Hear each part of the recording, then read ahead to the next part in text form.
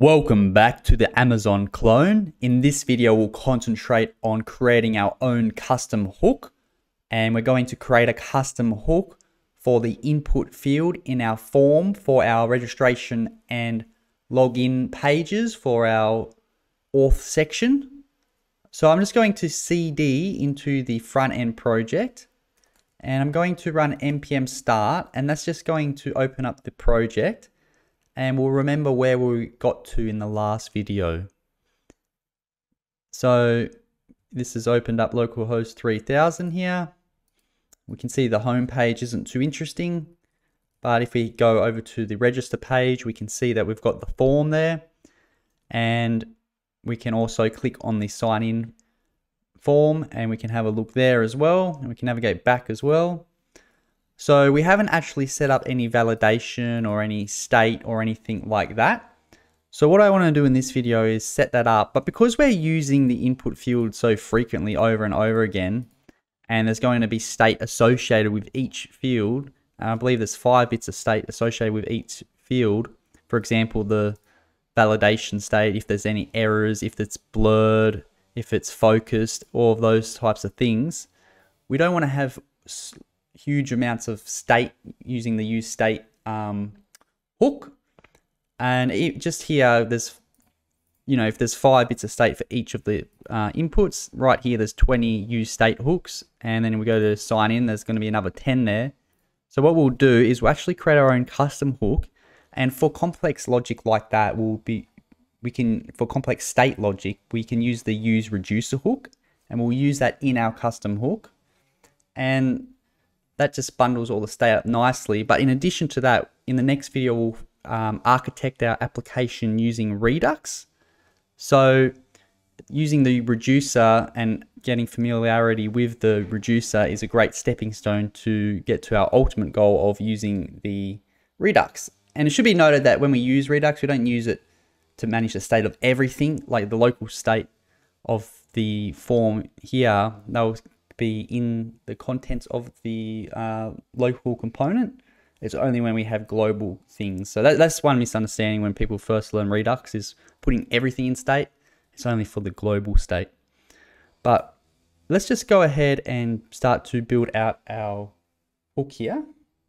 So we need to find a good place to do that. And a good place to put the hook is actually just in the source folder. We can just create a folder here, and we can call this use input.ts. And actually, sorry, before I do that, I'm going to call this hooks.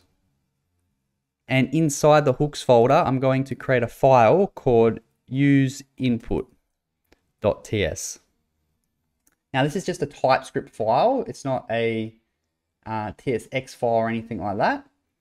And creating a hook, a custom hook, is very easy. It's just creating a function essentially with the React hooks inside of it. So what we can do is we can start off by having some sort of initial state. So remember, what we're doing is we're creating a hook for an input field. So each one of these inputs, they're all going to have text, and they're all going to have a state of whether or not they've been, if you've clicked on it or not.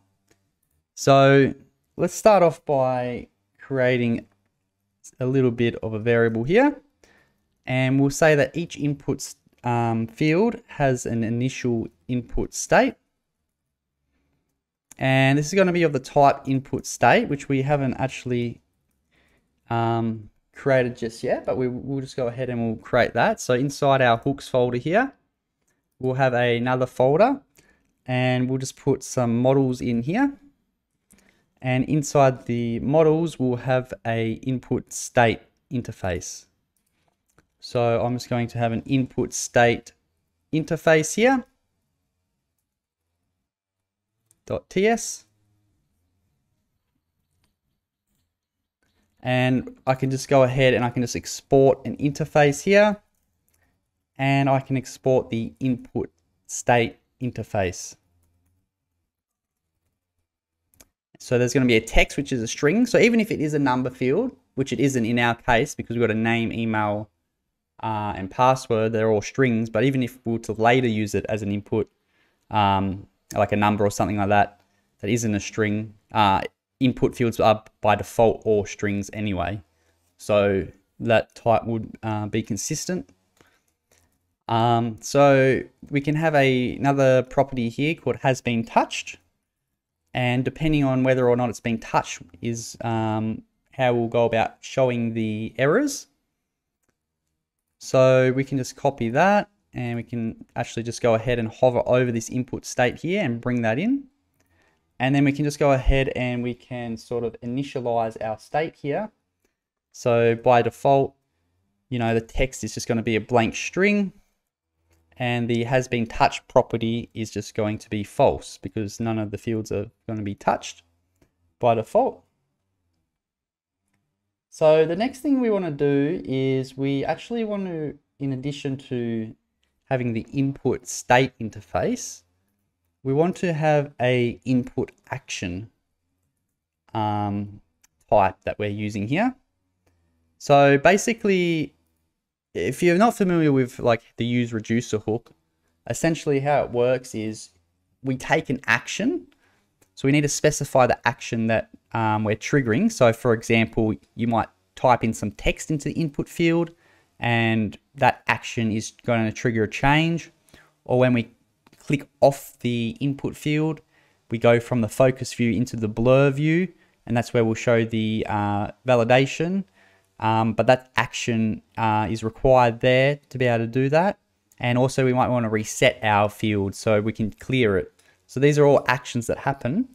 And what happens is we can essentially use a switch case statement. So depending on which action we receive, we can predictably have an outcome and change the state, which is just, you know, and in this case, it's called a reducer because it reduces the action down into a object or whatever the value is, and it does so consistently without any side effects. So it's a pure function. So we need to just specify the actions here. So we have this input action here.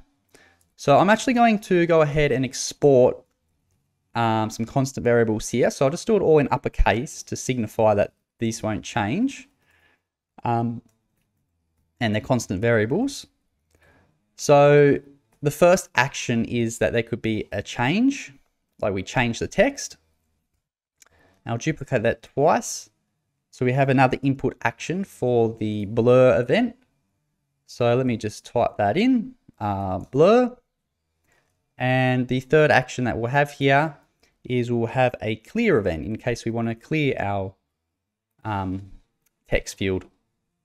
And then I can just go ahead and export a type here. And I'm going to call it the input action type. And that's just going to be the type of all of these here.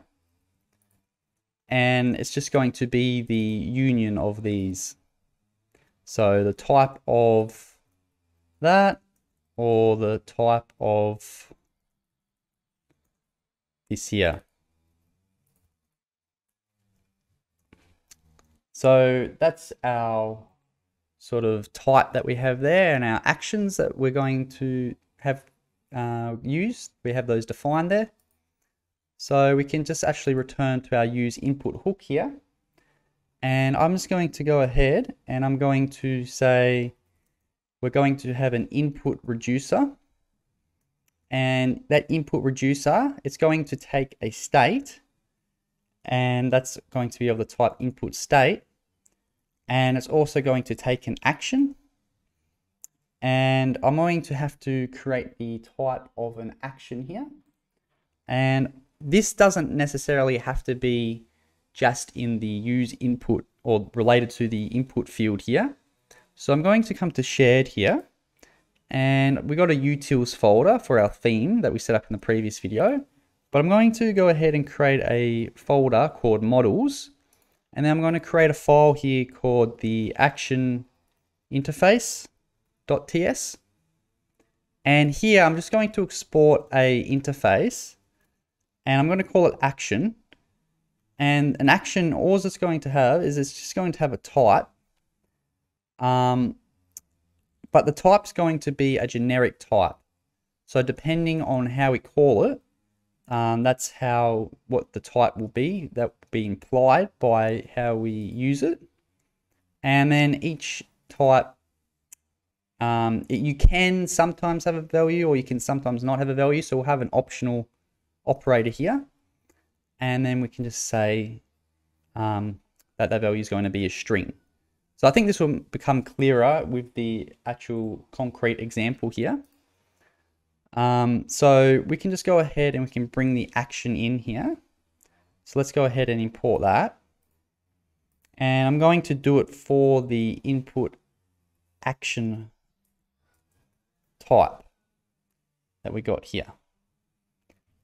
So just to clarify what's going on here, and I'll just finish off the function body here. We just created an input action type. And we have a reducer, which is going to be a switch statement. So basically, the actions for our input reducer are going to say, if it's change or if it's blur or if the clear action's fired or triggered, and we'll trigger it later on.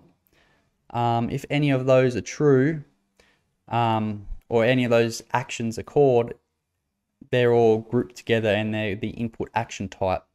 So the action interface, it can use any action, because you could imagine we might not just have an input action. Later down the road, we might, we could have a button action or some other, type of action, a text field action or something like that. So the type of that particular action is going to be what we pass in as the generic type T there. And then the value, that's just whatever the value is if it's passed. And we'll see the implementation details right now. So the first thing I want to do here is we just want to create a variable here with object destructuring. We want to get the type and we want to get the value. And we're just going to set a default value of an empty string because the value is optional. To keep consistent, we can just have the value set to that empty string if it's not passed. It won't actually be applied or anything like that, just to keep TypeScript happy, basically. But we can have this switch statement here. And I've got this little snippet here where from the action, we can take the type and the value. And then based on the type, so type's the generic type here, which is in this case all these variables here. If we have the case that we have the input action change, we'll go ahead and we'll do something here. And what we'll do, we'll get rid of this break here because we'll just return. And what we'll return is the actual the object with the text and has been touched here. So we're returning the state. And we can just go ahead and we can just say, okay, the text is just going to be the value passed, and the has been touched is going to be true. But we won't actually change it right there because we'll change it when we, click on blur, for example. So, or when we clear it or something like that. So what we'll do is we'll say has been touched, and we'll set that to the state has been touched. So the second case, and I might need to import this here.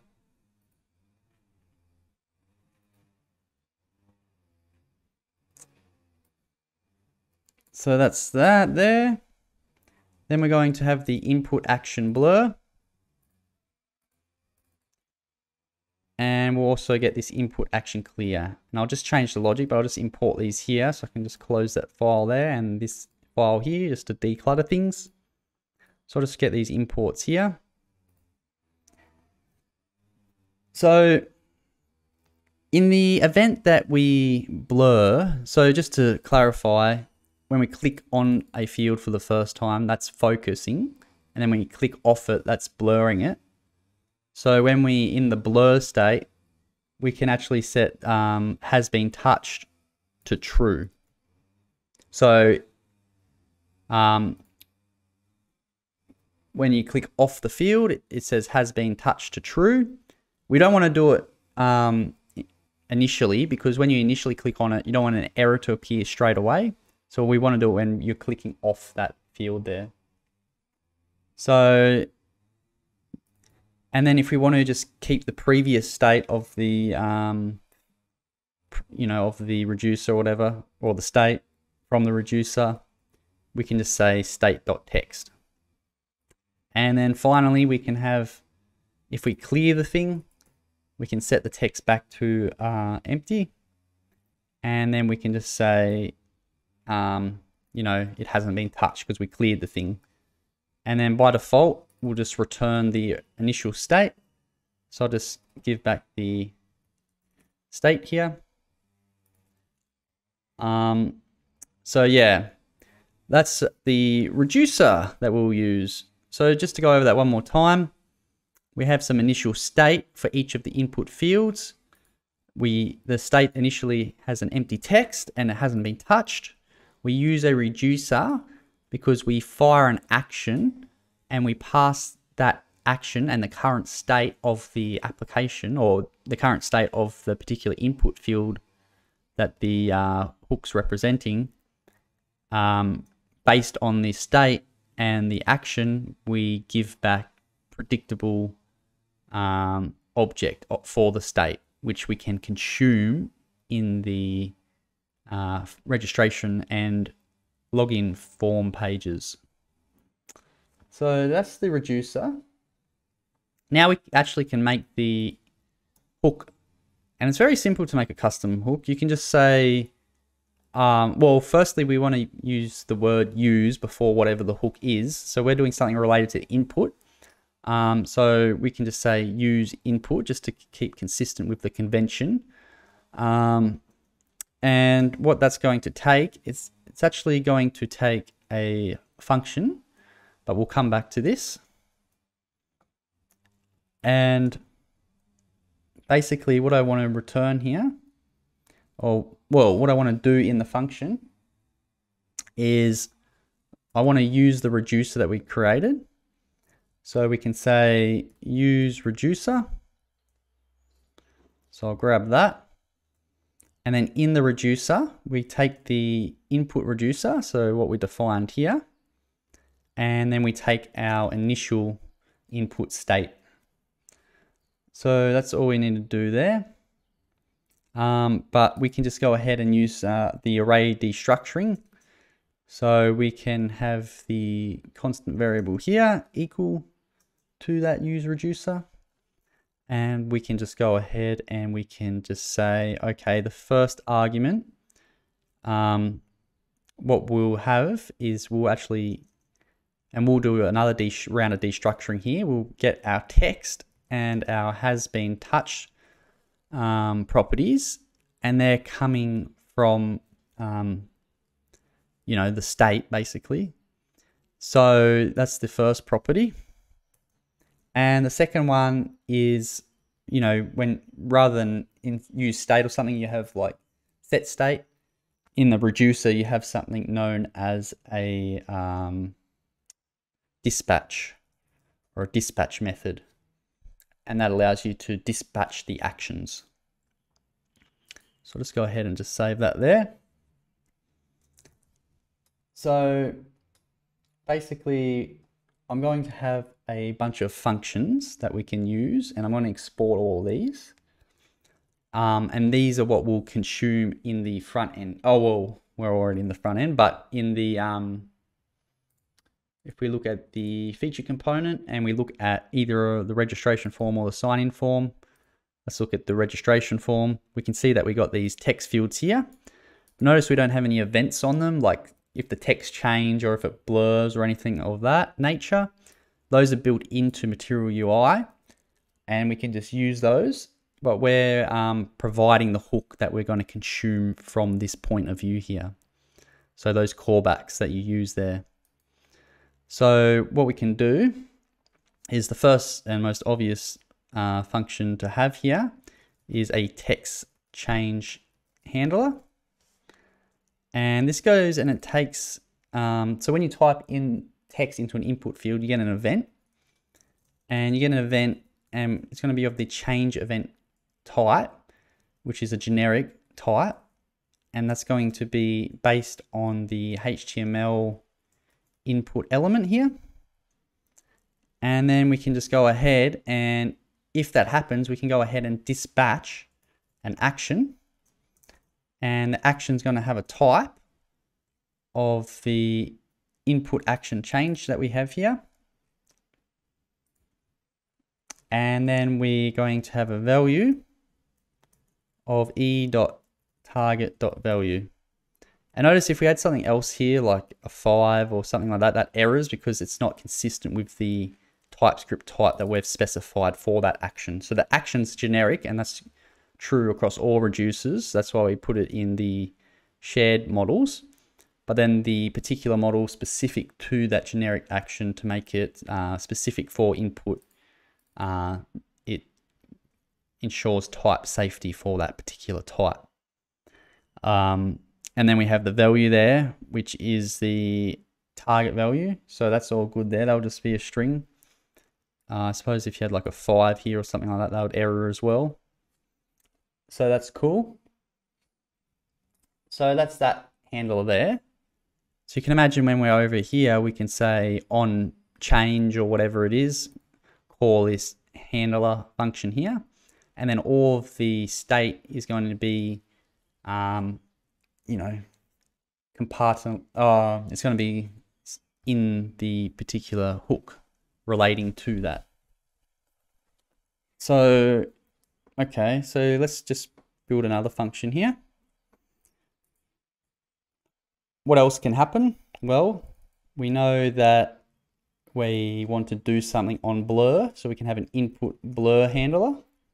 Now, we don't actually need to have any of the event stuff there. We can just dispatch an action, and we don't even need a value either, because that's optional. We can just say, we want to say input action blur. So you can imagine when you're over here, you can say, well, when the text field, like on the blur event that's built into the text field props and stuff and events, it will dispatch, you'll call this handler function here. That will handle it by dispatching the action with the specified type of input action blur. You come to the reducer and it's essentially just mapping the string representation of the variable. It matches the case and then it says, well, okay, you've said that you're on blur now, so we're going to update the state to has been touched equals to true, and we're just going to preserve whatever text was left in there. And the same is true for changing the text. Those same steps happen, but they happen more frequently each time you change the text. Hence, that's how the text changes, and then using the previous state of the text gets preserved in the other actions here. So that's the input blur handler. So nice and simple. And then if I just get this next handler down, I'm going to have a clear handler. And this is just going to clear the state. It essentially just resets the state back to the initial state. And what we'll do is we'll just go ahead and we'll just return. We'll return the text. We'll return the, we'll have some sort of error here. So we'll come back to that. We'll return these handlers so they can be consumed from the text fields where their hooks used. And we can just go ahead and we can get the clear handler here. Now I just want to come back. So, okay, so we also want to just export as a default this use input here. But we haven't actually handled the error cases yet. So I just wanted to come back to that. So let's see, up the top here, we should have some sort of validation going on. So we need to think of this from the registration forms perspective.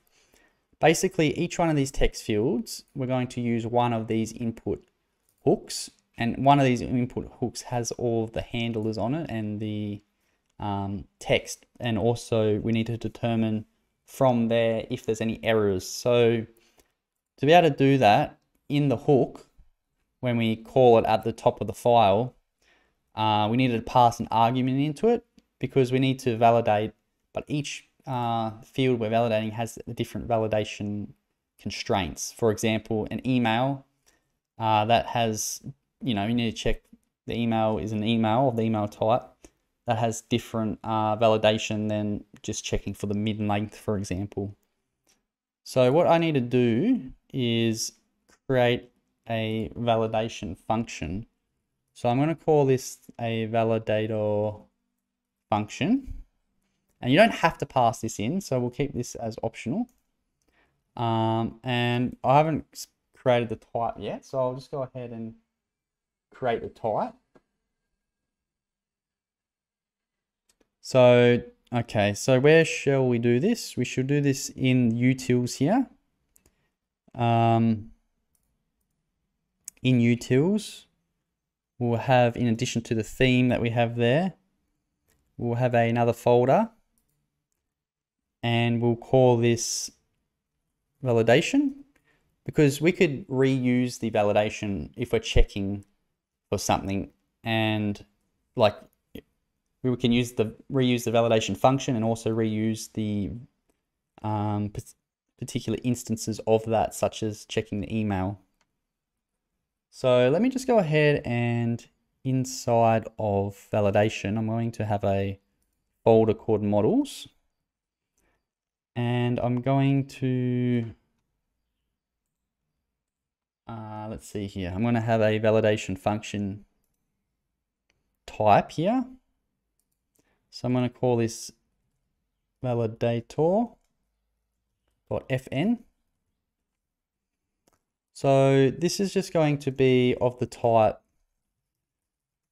well, we're going to create the type validator function, and it's a function, so we need to have some arguments, and then we just give back a Boolean. So depending on the arguments that we get, that's how we're going to say it's either true or false. So in every case, when we're validating the text from an input field, we're going to get the text, which is a string. But optionally, you might pass some options in. So let's say for example, you're checking the min length or max length. If we just had the one field, you'd have to have two different functions. Otherwise, we could just pass in some options here. And these are optional. And I'll just go ahead and just make these an object here, because they can be, any sort of object depending on the validation that we require. Could probably make this type a little more generic, but that'll do for here. So we have that, and that's the type that we're going to use here. So I'm just going to go ahead and import that. So, okay, we need to say, essentially, we'll have a variable here. We'll have a variable that says should display error. And basically, since the validator function isn't always passed, we need to check for that.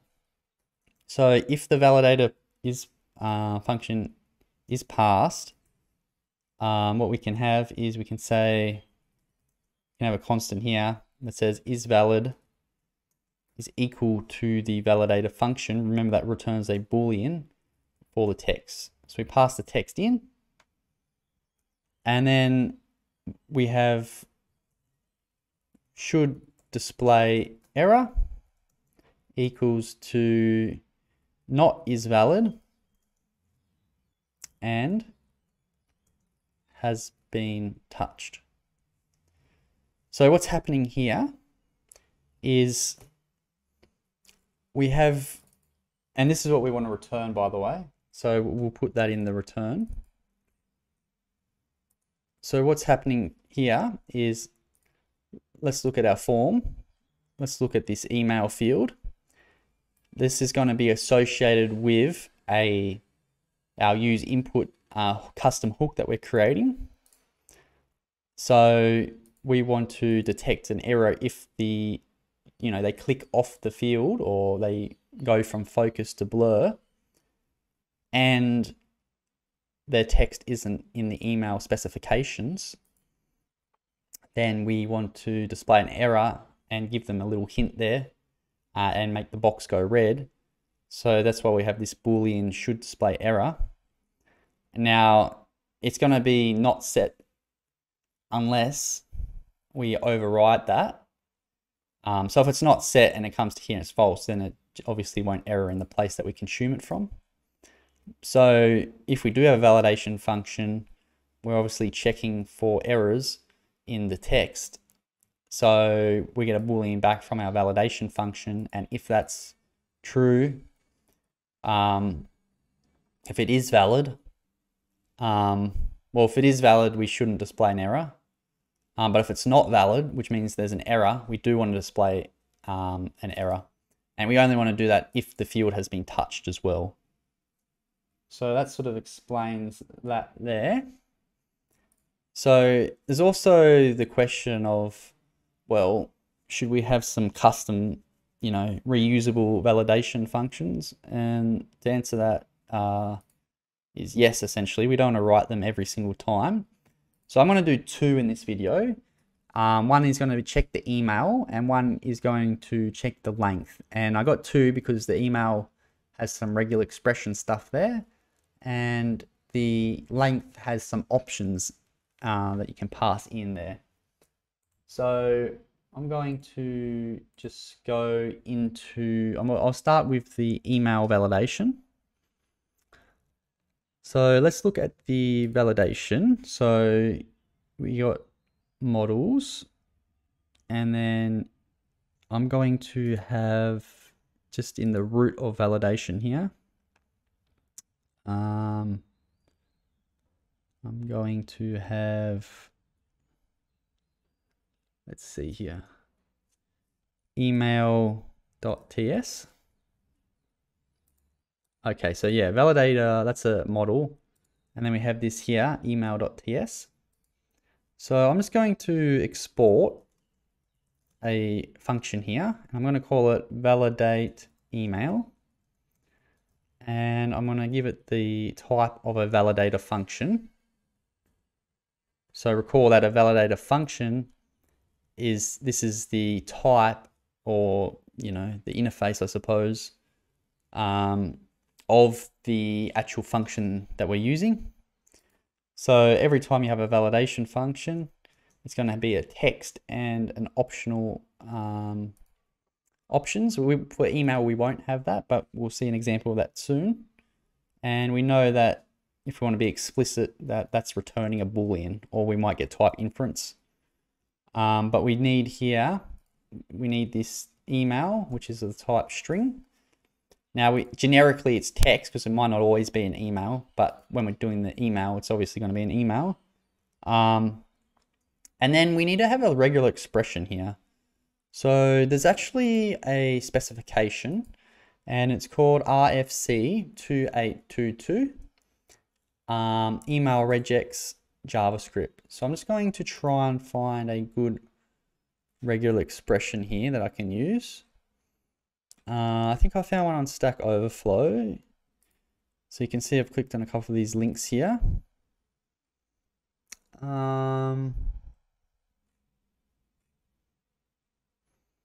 They all should work, but I'm looking for a particular type of one. It could be this. I think it's this. So we can just go ahead and we can just copy this whole expression here. So, by the way, RFC is request for comments, and that basically is a standard on the web. So you can imagine, checking the particular type of email. That's a problem that comes up over and over again. So the IFC 2822 is a specification that conforms to those web standards there. So I'm just going to copy that regular expression here. It doesn't look quite consistent, so let's see.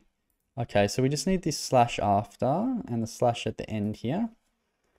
And I think there was a G there as well. So that looks about right. So I'm just going to call this RE for regular expression. And we can just go ahead and we can just return the regular expression. We can test the regular expression, which gives back a Boolean based on the email, and we can go ahead and we can just trim it because they might have some white spaces leading or at the end of their text there. So this just trims that. So let's just go ahead and save that. Now that's what we're going to use in the function for the use input hook. So I'm going to have another one here in utils, or actually in validation here. And I'm going to call this length. Very generic. So we've got our email validation function. Let's do our length validation function. And to do that, we might want to have some options. So inside models here, we're going to have a file, and we're just going to call this, let's see. Well, actually, sorry, we'll have a folder first. These are called options because these are options that can go across not just for length, but for all of them. Trying to build this out as if we're doing an enterprise project. But without all the time-consuming stuff. So let's just go ahead and just call this length.ts.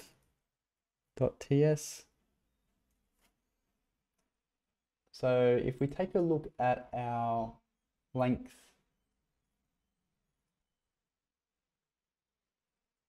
options here, just length dot. Oh, I got a comma there. That's why. Let me just press F2. It's a comma rather than a dot, so I'll put a dot there. So I'm just going to export the interface length options here. I'm just going to kill the terminal temporarily. Basically, for the length options, we could have a min, and that's optional. And we could have a max, which is also optional because you could have one or the other. You could put other things in there like between, but between is essentially min and max both there. And if you have other options that get more sophisticated, you could get more in there. I just want some basic length options there. So when I come to my validation here, I can consume those. So I'm just going to have a variable here, and I'm going to call it validate length. And this is going to be a validator function, which means it's going to have some text, and it's just going to be a string. And then it has some options in this case. You know, these are optional, but if you're using the length, they'll be there, most likely. Although not strictly, so I got the Elvis operator there. So I'm going to get those in. And we know that that's going to return a Boolean. So what we'll do, just to start off with, is we'll just say we'll get the text length. And we'll do that by just trimming firstly, analogously to how we did so before. And then we'll just take the length. Now, essentially, if they don't pass any options, it's fine because the length isn't, you know, it doesn't really matter. So we can just return true and everything passes nicely. But if the event happens that the options are passed, they might not be passed, so we need that safety null safe operator there. So if they're there and the text length is less than the options min, we can go ahead and we can just return false here. And then we'll do the same thing, but we'll just reverse the order. So if the max is greater than the options max, we also return false there. So just to clarify what happened there, in the form, they're going to use a hook. They're going to use our use input hook. And then let's say we wanted, the password to be at least 6 characters, which is what something will do, or between 6 and 20, let's say. When we call the hook, we can call our validator function and we can pass in the validate length. And we will essentially say, all right, well, if the user, they pass some text that's, below the length of the specified options that we set, then it doesn't pass validation. And the same is true if the length's greater. And I put this little underscore here because this is a partial. This function is actually going to be used in conjunction with our other functions here. So I'm going to use it twice. So that's why I've done it like that. So for example, we have the validate password length validator function. And that's just going to take the text and the string, and then it's going to return a Boolean. This is sort of a wrapper for the function, because when we call our function with our hook, we only want to pass one param there, and we want to do so by default without opening the parentheses or anything like that. So to take it from the field directly, we just need to have that one argument there. And then what we can do is we can, specifically for our validating password length, we can call the validate length function, just pass in the text there, but we can also just pass in our options here. So I can just say, okay, we want a min of 6 and a max of 20 characters here. And the good thing about writing this partial and having it set up like this is we can just go ahead and just copy and paste that essentially. We can have another function here. We will call it validate name length. It's also going to have the same signature as well. But we can just go ahead and, rather than having a max length, for example, and a min length of 2, we can have a min length of 2. And that pretty much is that there. So we've done all of the validation functions, and we've got, I might just write in the email here, just comment for future reference, that this is RFC 2822. So I'll just leave that there in case you want to look more into the RFC specifications and stuff like that. But with that, we can almost use our hook. So, well, we pretty much can use our hooks now. So let's just go to our register form. One thing I might just do here though, is I just might make the types for that particular feature. So we have this auth feature here, and we got components here. Let's go ahead and just create our models in this auth feature here. So let's just create that. And inside there, what we'll do is we'll just say, we have something like the register.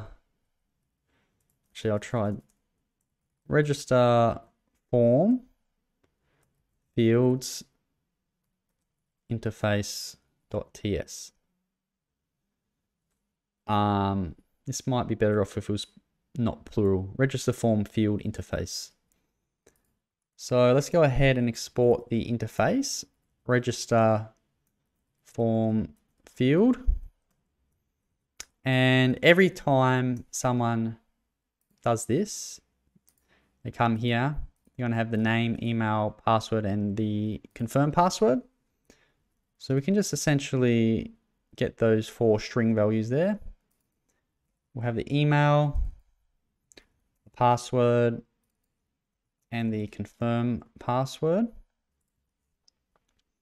But on the back end, we don't necessarily need this confirm password. So we could either check it on both the back end and the front end, or we could just merge it into one if it beats the validation on the front end.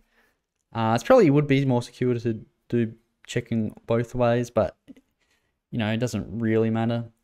It's not really like a security issue or anything like that. So I'm just going to go ahead and create a new user type script here.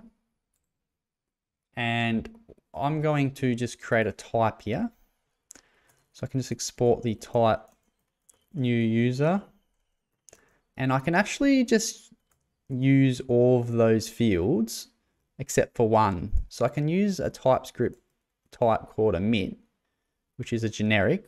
So it's going to take the, you know, that interface that we got there. So all those 4 properties there.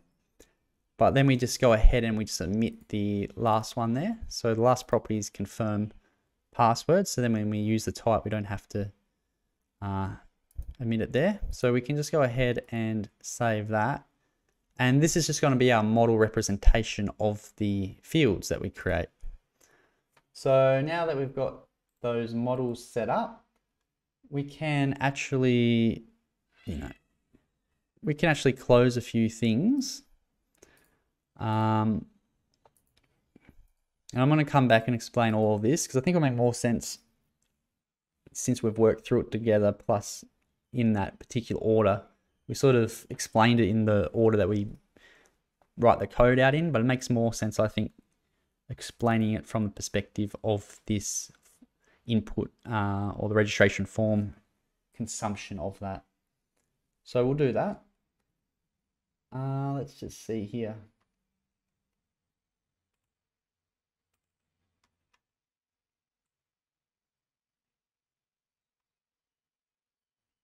All right, so now that we have the hook set up, so we've done the work of the custom hook, we just need to use the thing. So right at the top here, we can have our hook, and remember that we're returning all of these things here. So text should display error, or these sorts of things here. So we can just use object destructuring and get those. And then we can use the use input hook. And it's optional to have some sort of validation function in here. So we got a validate name length function here. So I'll just go ahead and I'll, let's see. Okay, it's not detecting the hook there. So what I'll do is I'll just import it manually.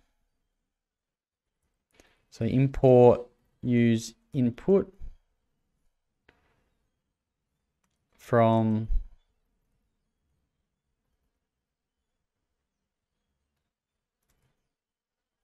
hooks. Okay, the IntelliSense is quite slow. I hope I didn't.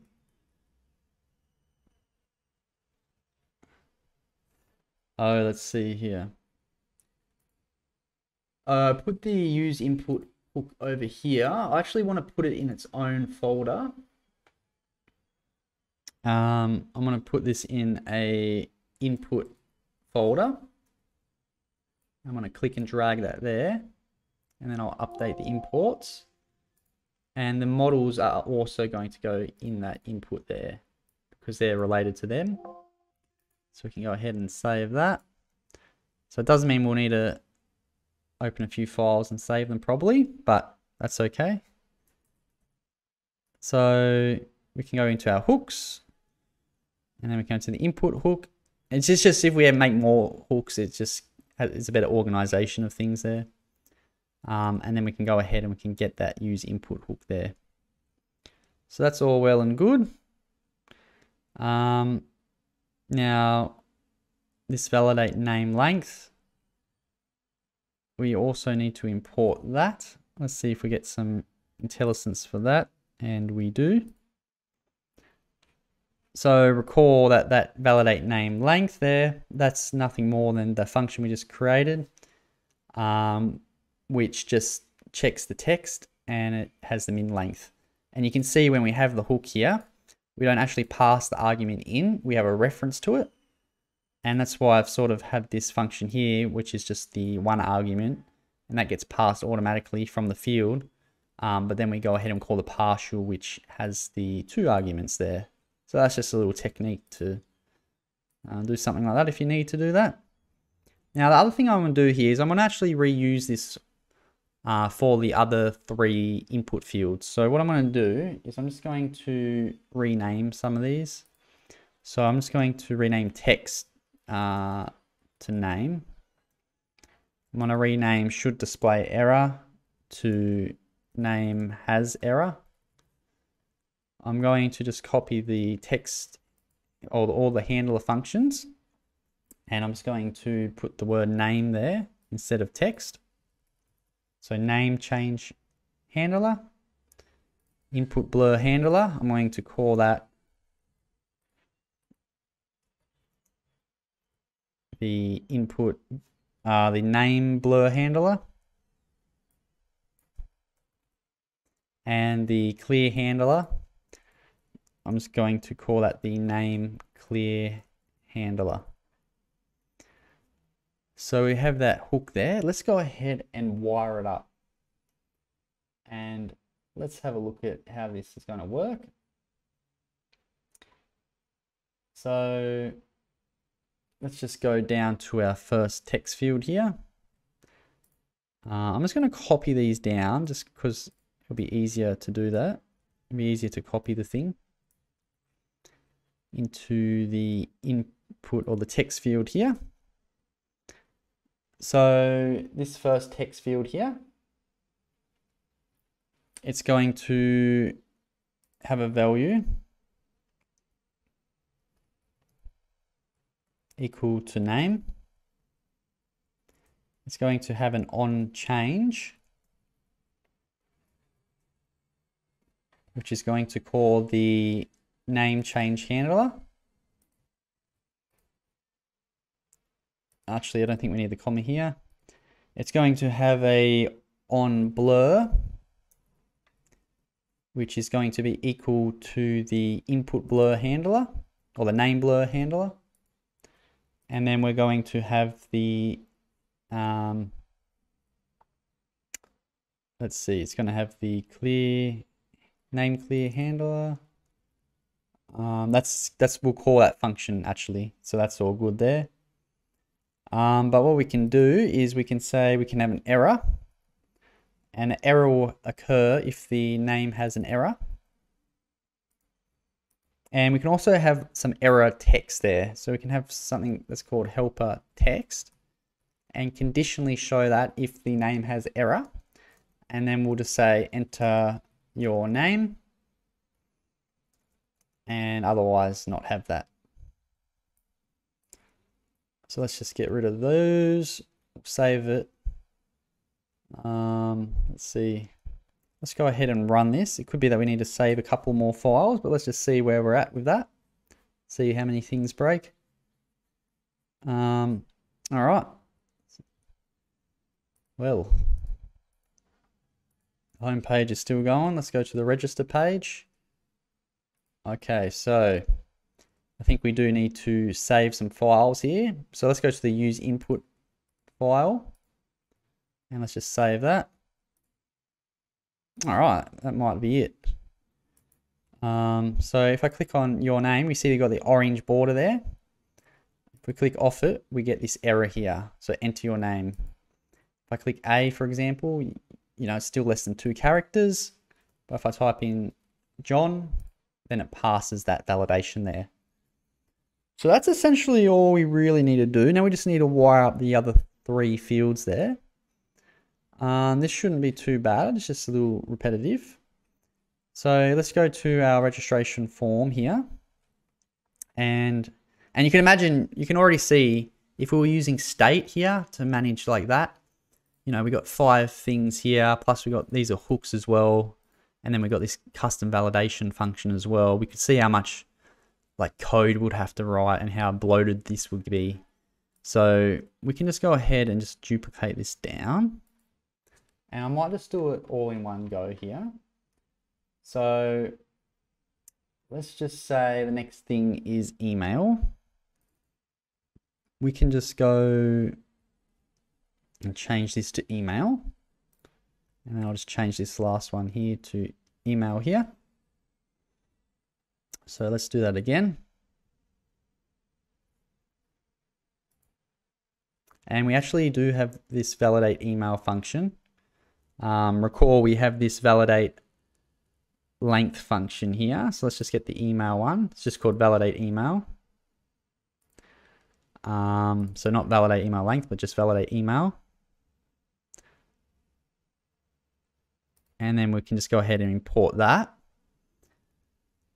And we can go ahead and we can change this one here to password. Now we're just going to once again use the validate. Actually, we got a validate password length that we set up. So we got that there nicely. We can grab that in there. And then finally, we can go ahead and duplicate that line one more time. But where it says password, for the first 4 or 5 instances, we'll just need to say confirm password. So we'll save that. Errors should disappear.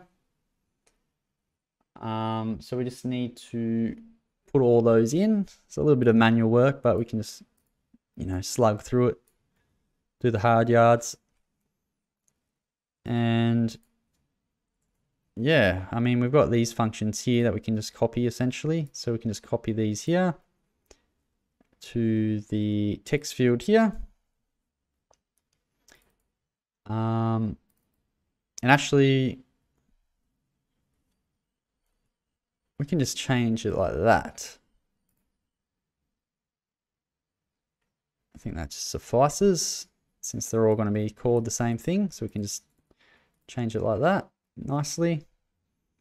For the email message though, I may have something else. Let's say, oh, that's fine. Enter your email for the password. Okay, let's just smash it out. So we got this here.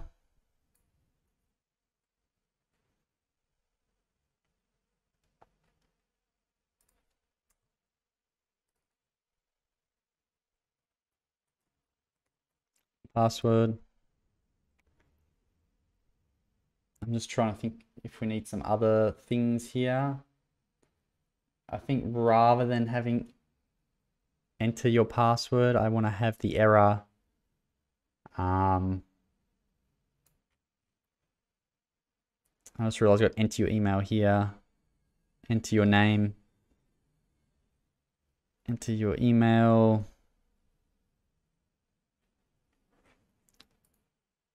So I might have some, I don't know if it makes sense, those error messages. So I'm just thinking about that, but you can just customize them to whatever you want. Like, please enter a valid email or something like that. For now, I'll just leave it. Who cares? I'm more interested in the logic here. But yeah, we've got this placeholder there for that.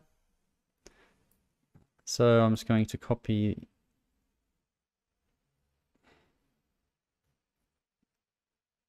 that.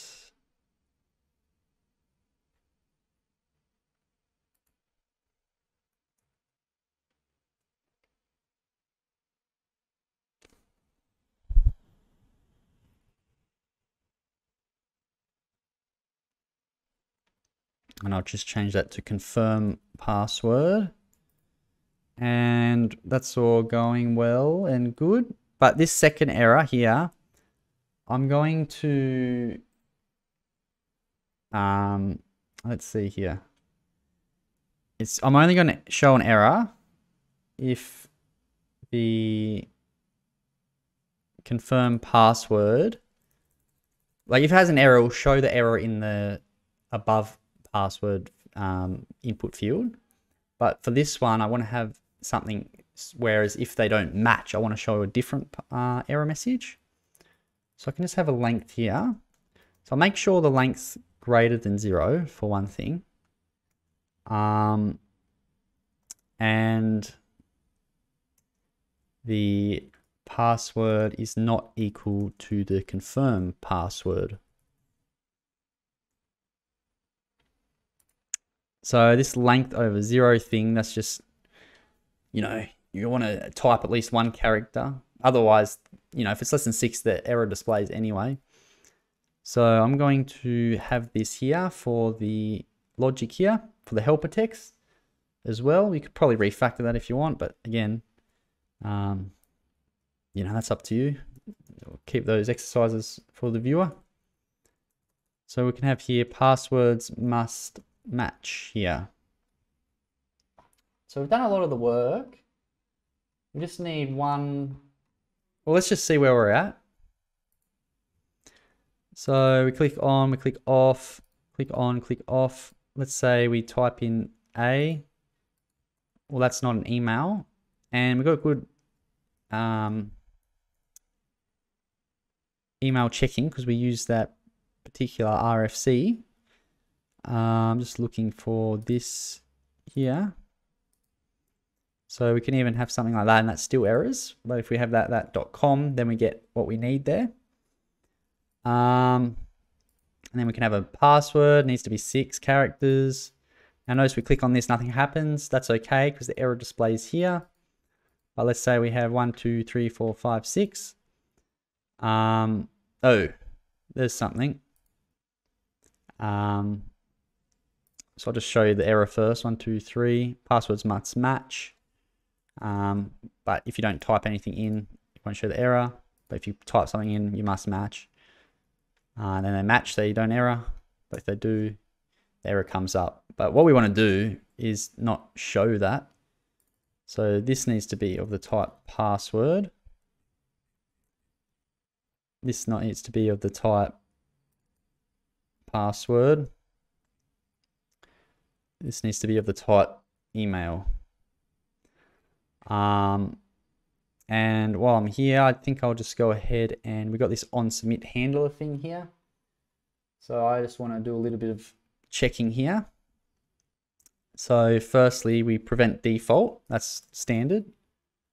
But if the password is not equal to the confirm password, I'm not going to allow the submission. So we get the error shown, but I'm also just going to stop handling the form altogether. I'm also going to have an if check here. So if any of the fields are erroring, I don't want to display the or submit the form.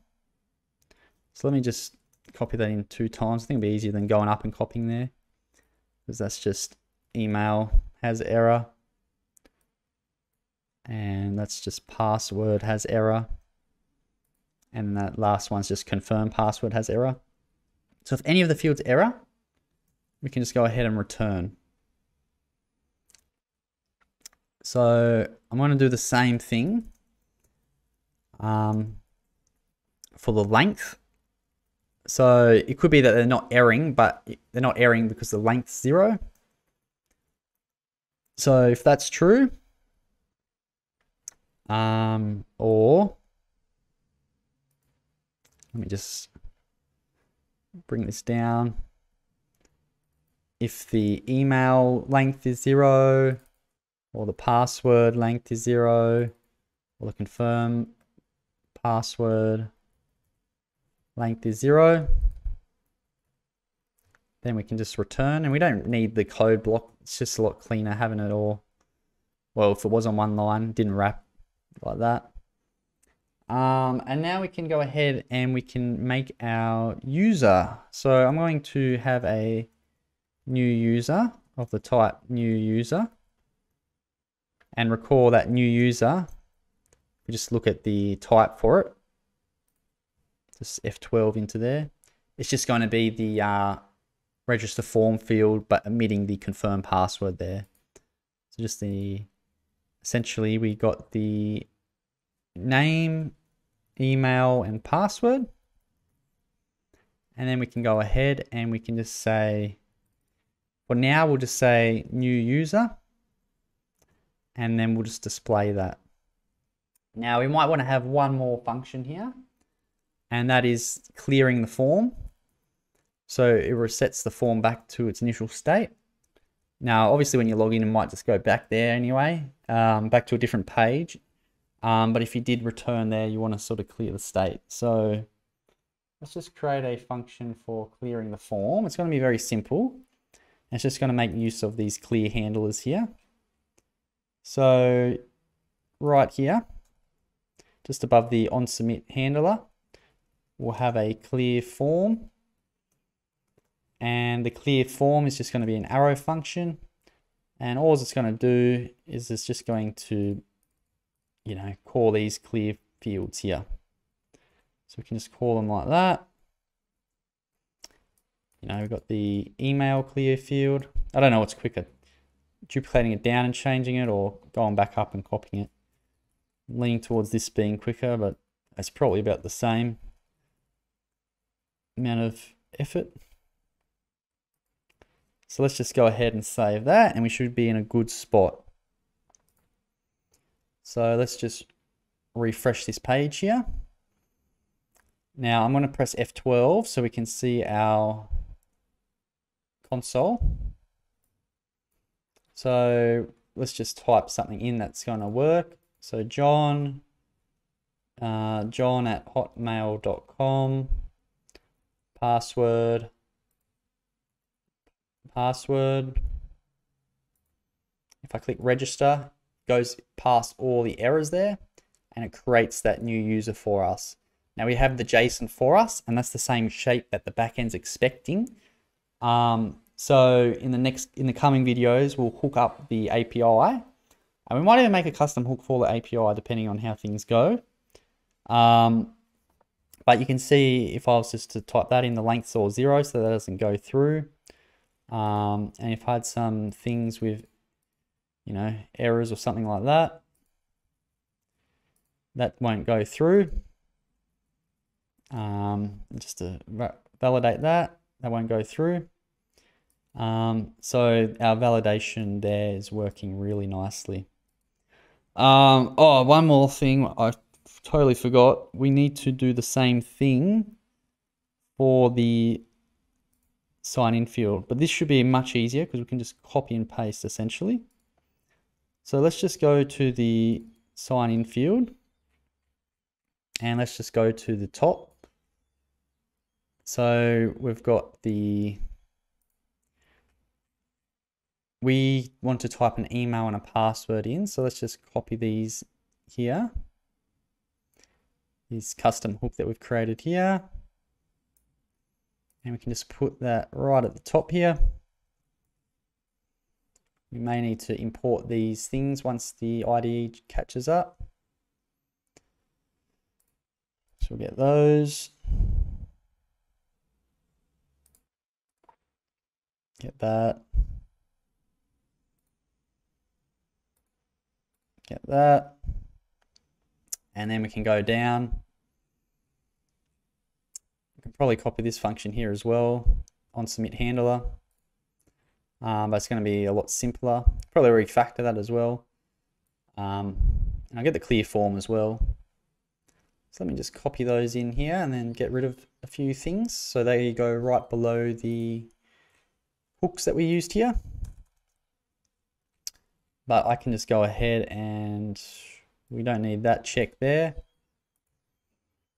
We don't need that check there, or that check there.